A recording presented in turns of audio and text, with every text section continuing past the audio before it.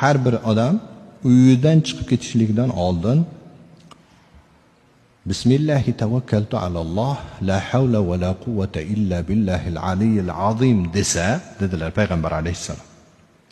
Unga aytiladiki, senga kifoya qilindi, sen himoyaga o'tding, sen muvaffaqiyatga erishding deb aytiladi deganlar. Kim uyiga qaytib borib eshikdan kiradigan bo'lsa bismillah deyish kerak. Shunda nima bo'ladi? Odamlarning ortidan ergashib borgan daydi jinlar bo'ladi. O'shalar tashqarida qolib ketadi, eshikdan kira olmaydi. Eshikni qulflaganlaringda bismillah deb qulflanglar. Shayton bismillah deb qulflangan eshikni ocha olmaydi deganlar Rasululloh sallallohu alayhi vasallam. Buxoriyda kelgan bu hadis ham. Biz o'zimizni himoyalash uchun mana shu nabaviy ta'limotga amal qilishimiz kerak. Azizlar,